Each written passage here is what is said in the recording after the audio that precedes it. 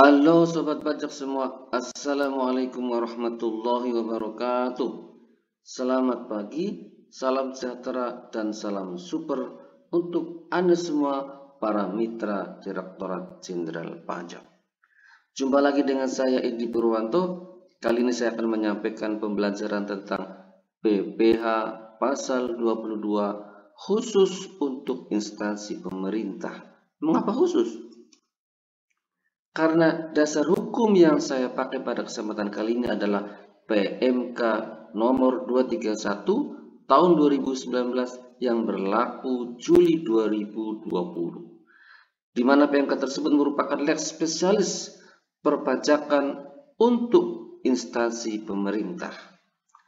Dalam PMK tersebut, instansi pemerintah ditetapkan menjadi pemungut dan atau pemotong PPh yang terutang. Salah satunya adalah PPh pasal 22 yang sedang kita bahas.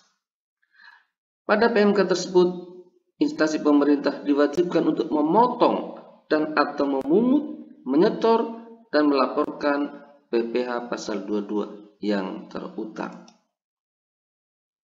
Pada PMK 231 juga merubah NPWP bendahara menjadi NPWP instansi pemerintah.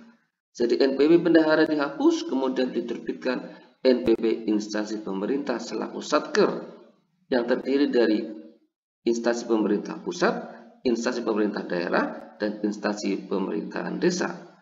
Instansi pemerintahan pusat meliputi untuk kementerian dan lembaga, dan instansi pemerintahan daerah meliputi provinsi, kabupaten, atau kota. Pertanyaan yang kita munculkan pada awal ini adalah, apa itu PPh pasal 22? Disebut PPh pasal 22 karena diatur di pasal 22 Undang-Undang PPh.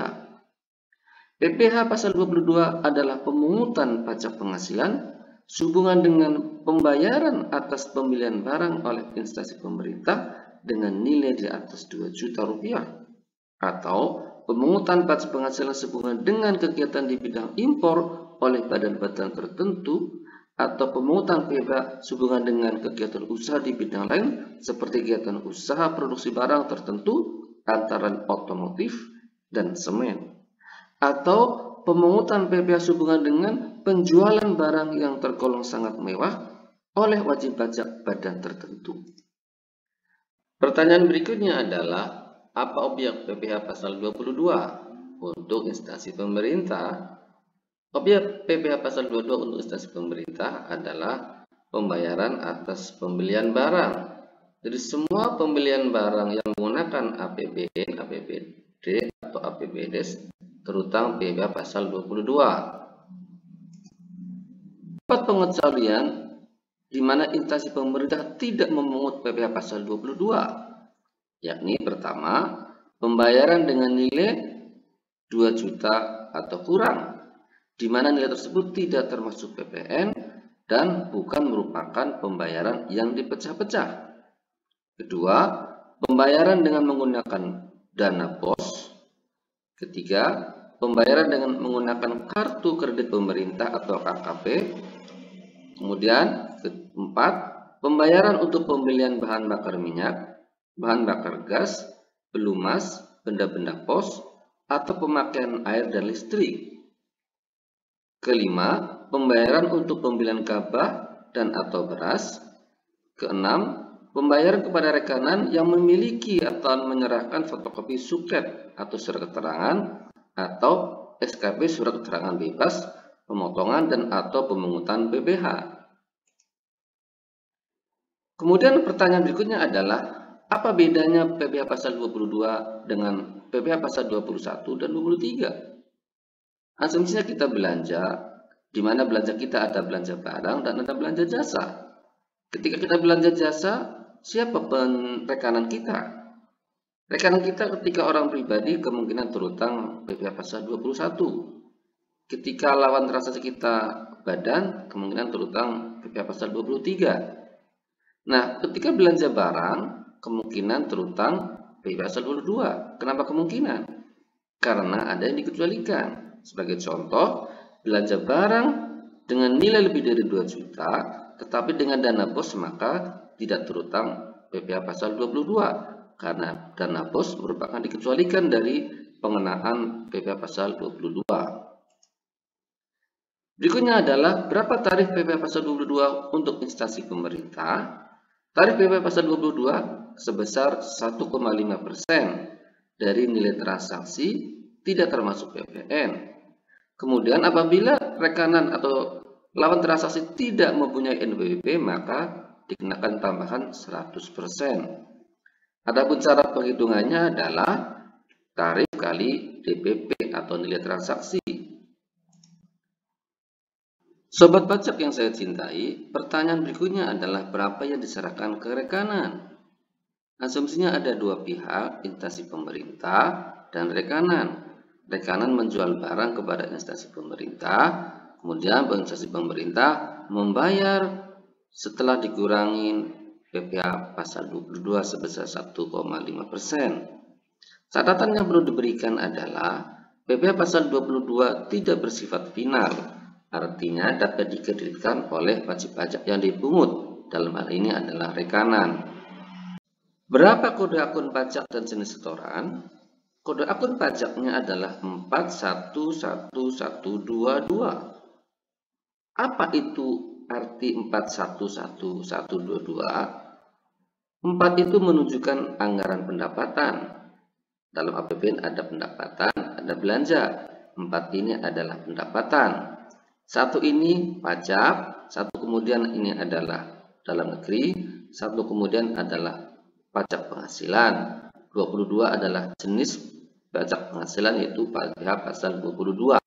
Jadi pendapatan, pajak dalam negeri, PPh pasal 22. Kode jenis setorannya adalah 910 untuk instansi pusat dengan anggaran APBN, 920 untuk instansi pemerintah daerah dengan anggaran APBD, 930 untuk instansi pemerintah desa dengan anggaran APBDes-nya. Kemudian, kapan jatuh tempo pembayaran dan pelaporan PPh pasal 22? Jatuh tempo pembayaran PPh pasal 22 adalah pada tanggal yang sama untuk pembayaran dengan mekanisme langsung dan 7 hari setelah tanggal pembayaran untuk mekanisme uang persediaan.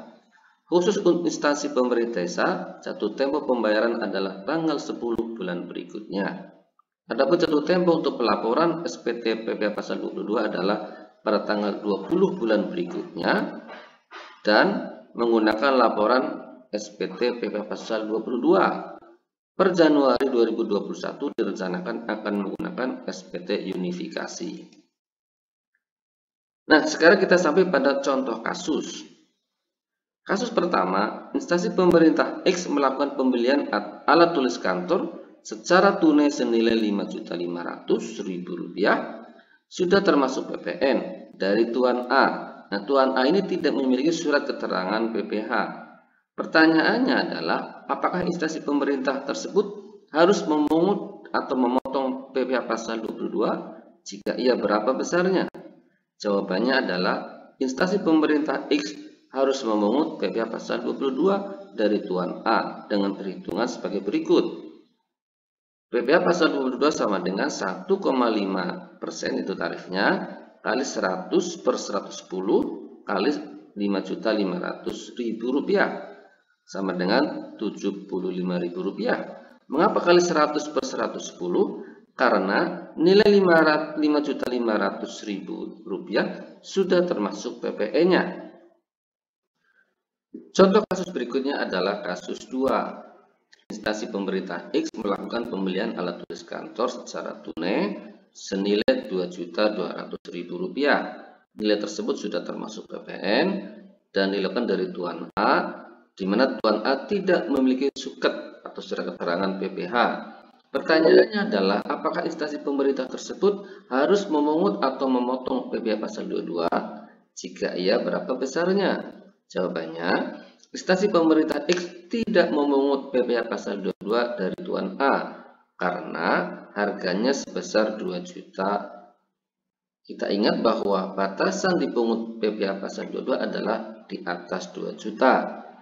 Nilai Rp2.200.000 sudah termasuk PPN, maka harga tanpa PPN-nya adalah 2 juta yang berasal dari 100 per 110 kali Rp2.200.000. Jadi mengapa dikalikan 100 per 110? Karena nilai 2.200.000 sudah termasuk PPN. Berikutnya contoh kasus 3. Instansi pemerintah X melakukan servis kendaraan secara tunai senilai Rp3 juta dari CV ABC. Pertanyaannya adalah, apakah instansi pemerintah tersebut harus memungut atau memotong PPh pasal 22? Jika iya, berapa besarnya? Jawabannya, instansi pemerintah X tidak memungut PPh pasal 22 karena pembelian jasa bukan objek PPh pasal 22. Pertanyaan berikutnya adalah, apakah terutang PPh lainnya? Jawabannya, terutang PPh pasal 23 sebesar 2% jika rekanan tidak dapat menunjukkan surat keterangan atau surat keterangan bebas. Kasus 4. SMP Negeri 01 ABC membeli laptop senilai Rp10 juta dari CV XYZ dengan menggunakan dana BOS. Pertanyaannya adalah, apakah SMP Negeri 01 ABC tersebut harus memungut atau memotong PPh pasal 22? Jika iya, berapa besarnya? Jawabannya, SMP Negeri 1 ABC tidak memungut PPh pasal 22. Kenapa? Karena pembelian dengan menggunakan dana BOS dikecualikan dari PPh pasal 22. Pertanyaan berikutnya adalah, apakah terutang pajak lainnya?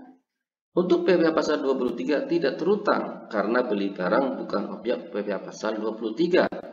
Sedangkan untuk PPN terutang 10% jika penjualnya adalah PKP karena nilainya di atas 2 juta dan barangnya merupakan BKP atau barang kena pajak.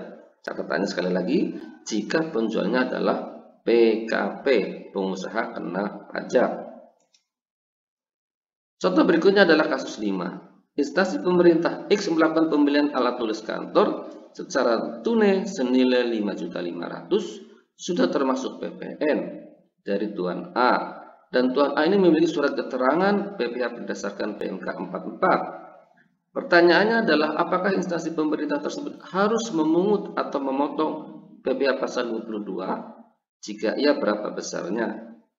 Jawabannya adalah, instansi pemerintah X tidak memungut PPh pasal 22 dari Tuan A karena Tuan A mendapatkan fasilitas DTP, yaitu pajak ditanggung pemerintah dengan bukti surat keterangan PPh. Apa yang harus dilakukan oleh instansi pemerintah X? Pertama, konfirmasi kebenaran dokumen surat keterangan di DJP online.